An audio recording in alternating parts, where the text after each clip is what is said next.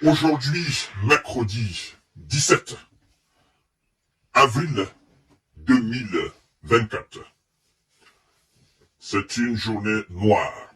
Noire pour M. Zelensky, noire pour son pays, noire pour ses alliés.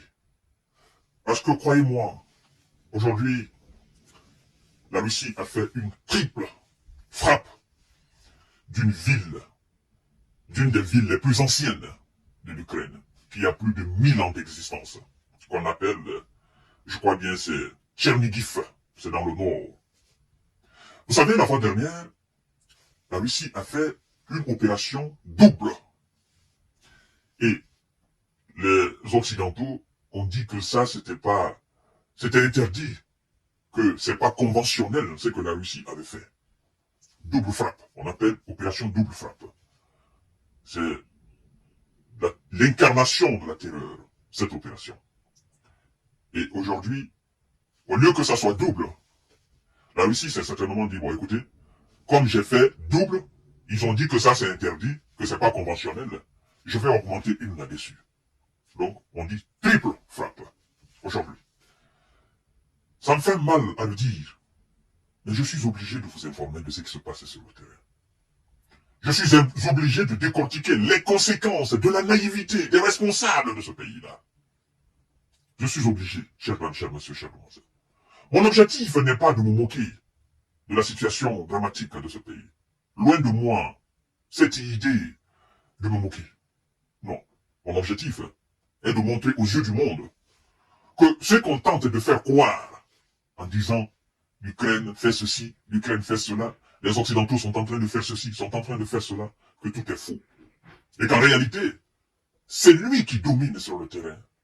C'est les hommes de Vladimir Poutine. Je le dis pourquoi? Je le dis parce que je veux que ceux qui sont en face admettent leur faiblesse et qu'ils s'apprêtent à négocier, à mettre un terme au supplice des jeunes Ukrainiens. Mon objectif, c'est ça. Alors, chers dames, chers monsieur, chers demoiselles, partagez la vidéo dans tous les groupes possibles. S'il vous plaît. Abonnez-vous sur cette page, activez la cloche de notification pour ne plus rater mes vidéos. C'est très, très, très, très important. Oui. Au nombre de 17, ceux qui ont changé de monde aujourd'hui. Ça s'est passé à Tchernigiv, dans une frappe de missiles russes. Alors, chers dames, chers messieurs, chères demoiselles, au moins 17 ont été éliminés. Et plus de 60 ont été atteints. Dans une triple frappe russe mercredi à Tchernigiv, grande ville du nord de l'Ukraine. Vous comprenez? A précisé le service d'état de situation d'urgence. Selon les autorités, des infrastructures sociales, institutions d'éducation et un hôpital, 16 immeubles résidentiels ont été endommagés. C'est des images officielles, on pouvait voir des marées de sang. Vous comprenez? Sur les lieux du drame. Alors, chers dames, chers messieurs, chères demoiselles, c'est choquant. Parce qu'il y a des thèmes qui ont été utilisés. Je ne vais pas utiliser ces thèmes-là. Je ne vais pas toucher plus encore les sensibilités. Parce que la frappe a fait énormément de dégâts. Alors, M. Zelensky dit quoi par rapport à cette situation? Il dit, je cite, « Nous n'avions pas assez de défense aérienne pour protéger Tchernigiv, déplore-t-il. Nous n'avions pas assez. Il n'y en avait même pas, pour dire nous n'avions pas. Il n'y en avait pas à Tchernigiv. On vous ment en longueur de journée qu'on va vous envoyer des patriotes. On va vous envoyer des boucliers. On va vous envoyer cela. On va vous envoyer ça, ceci. On vous ment. Ceux qui sont derrière vous n'ont aucune capacité, aucune volonté de sécuriser chaque centimètre carré de ce pays-là. Ils continueront à vous mentir. Et vous continuerez naïvement à les suivre. Et les autres continueront à vous chasser de vos villes, une à une. Vous allez battre en retraite. Pas par pas. Et par fini, dans une année, dans 2 ans, dans 3 ans, on n'en parlera plus. Et qui sera le grand perdant? C'est vous. Parce que l'occidental se dira Ukraine. il ne se dira pas c'est nous, mais il dira Ukraine.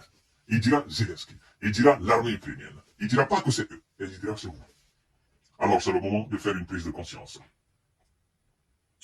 M. Zelensky a souligné que son pays n'avait pas assez de défense anti-aérienne pour empêcher cette attaque, sans doute la plus meurtre, voilà, contre cette ville. Cela ne serait pas arrivé si l'Ukraine avait reçu suffisamment d'équipements de défense anti-aérien et si la détermination du monde à résister à la terreur russe avait été suffisante, a martelé le dirigeant ukrainien sur Telegram. Car la Russie bombarde quotidiennement des villes ukrainiennes à l'aide de missiles et drones explosifs, notamment ces infrastructures énergétiques. Chers dames, chers messieurs, chers demoiselles, ça ne va pas finir. Ça ne va pas finir en tant que ceux qui sont en face ne décident pas réellement ce qu'ils vont faire de ce pays-là. Zelensky a trop pleuré. Il a trop crié. Zelensky a cru qu'en réalité, si la situation venait à dépasser leur niveau, que les Occidentaux seraient là pour faire face à la Russie. C'est ce qu'il a cru. Et c'est ce qu'on a fait croire. Mais, à son grand désarroi, son grand étonnement, parce que là où il est aujourd'hui, il est complètement abasourdi. Il ne s'attendait pas à ce qu'on le trahisse comme ça. Qu'on refuse même de lui donner ce qu'il a besoin pour résister. Même si on n'envoie pas l'armée de l'OTAN. Mais du moins, qu'on lui donne ce qu'il a besoin en temps réel. Et qu'on ne le donne pas en gouttelette, mais aussi en contre-temps. Il est étonné. Mais quand vous êtes étonné et que vous vous trouvez dans une situation de désarroi, dans une situation de désillusion totale, qu'est-ce que vous devez faire? À un moment donné, il faut faire une prise de conscience. La prise de conscience mettra une charge énorme sur vos alliés. Ceux qui veulent, naturellement, faire de votre pays un de leurs. Parce que vous dites aujourd'hui, ben, écoutez, comme vous ne fournissez pas les systèmes anti-défense aériennes, comme vous n'avez plus rien dans le stock, hein, le but était que on mette la Russie à genoux. Ben, écoutez, moi je ne vais pas m'obstiner à le faire parce qu'il n'y a pas les moyens, ça ne suit pas au fait. La demande et la livraison ne suivent pas. Il faut que je fasse beaucoup de marmailles, que je fasse beaucoup de voyages, que j'aille plaider, j'aille me coucher par terre pour prendre les pieds des Américains et des Européens pour qu'ils me donnent. Donc moi je ne vais pas faire cela. J'ai assez fait. J'ai aussi ma petite dignité.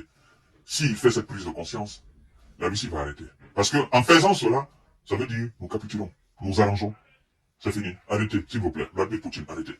Mais en tant que tu ne fais pas cela, ils ne vont pas te donner et on continuera toujours à mener des opérations. Les opérations se suivront toujours en Ukraine. C'est ça, au fait, le problème. Il faut être visionnaire pour comprendre certaines choses en matière de géostratégie et de géopolitique. Je sais que dans le monde, on te ment, on t'appelle, on te dit non, il faut résister, il faut résister. Tu as un grand peuple, machin, c'est faux. On est en train de te manipuler. Et tu te rendras compte, c'est le jour où on va te faire sauter. On va t'enlever à la tête de ce pays-là. À tout à l'heure pour notre série d'informations de décortiquage. Chers dames, chers messieurs, chers demoiselles, ce jour, mercredi, est un mercredi très noir. Parce que, voilà, l'opération qui se poursuit là, l'opération qui s'est passée dans cette ville plus ancienne, hein, en Ukraine, l'existence de près de 1000 ans ou plus de 1000 ans, a été touchée par une triple frappe de la Russie. Voilà. À tout à l'heure. Merci beaucoup. Partagez la vidéo dans tous les groupes possibles.